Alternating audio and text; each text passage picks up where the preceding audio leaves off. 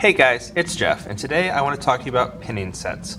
One of the things that I found when I started getting into this sport was that I wanted to repin the locks that I had, but I did not want to lay down the money for any of those large full pinning sets that you can see on eBay and Amazon and other places. So one of the things I did was I realized I was getting a lot of similar locks and often not in great shape from the restore. So I get ones like this where you might be able to see that the keyway is pretty buggered up. So that really made it hard for tensioning, but it also was just so easy to pick. I could rake it with a single hook. And so I would find ones like this, and then I would just start taking them apart to try to match what I needed. Now, I've been going to the restore often enough that my collection of these has gotten pretty big, and so when I find one of these that's all buggered up, I take it apart, but I don't bother with all the care that we did in the gutting and repinning video. Instead, after I get this clip off, which I thought I had already loosened, but apparently I hadn't gone far enough, and I've already got this lock picked. So after I get that off, I keep a container right over here, so I can just try to get my hands out of the way so you can see what I'm doing. But with a container to hold the parts, I just pull this right out, because if I'm not going to use the lock again, the springs are all caught up in there, and all of those pins, oh my goodness, that's why that one was so easy to rake. Don't know if you can see that there's, oh, they're also sticking up.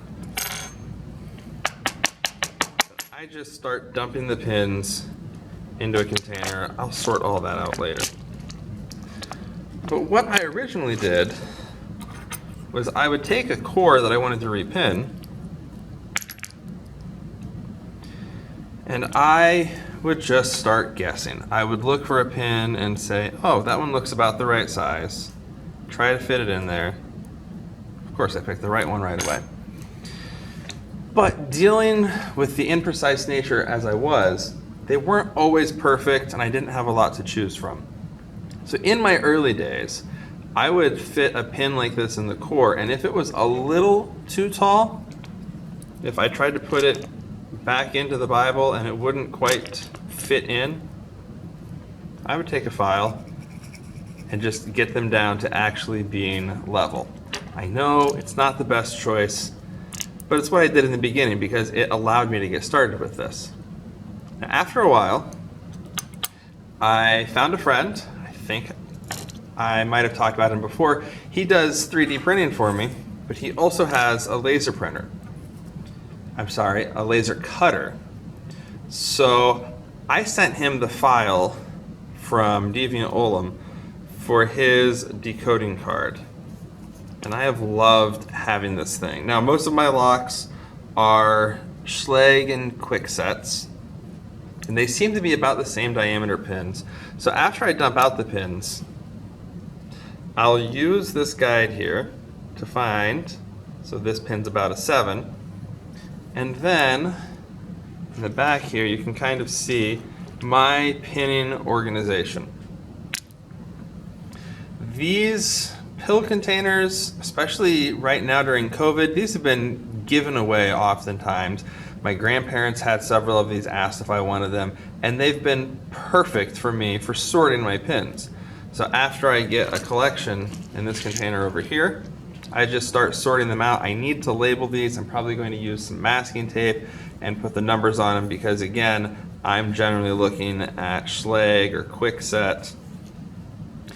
And so I organize them from my longest to shortest in here. It has also allowed me to get quite a collection of springs in case I lose them. And every once in a while, I find some gems. Don't know how well this is going to show up on the camera here, but I've got a spool pin. I have many times ran across T-pins, often in Schlags with the springy Bible. And once, I don't even know what kind of lock this was anymore because it was so buggered up when I took it apart, I got one of these. Let's see if we can focus on that. It is, I think we call it an ASA pin, where it's bigger in the middle, kind of like a reverse spool, and it has these little flares on the end. That thing I couldn't get picked. I just completely took that lock apart and happened to find that pin. That'll be fun for practice later. But I find other surprises sometimes too. Only recently, I thought they were in here. Only recently I found some wafers, which are hiding now. So I'm gonna have to redo my organization to provide space for them. There it is. So if you're getting old used locks, you never know what you'll find. I found wafers and all sorts of other surprises when I start taking this apart. At any rate, guys, this is my cheap DIY pinning setup. I hope that helps somebody. Good luck out there, and I'll talk to you later.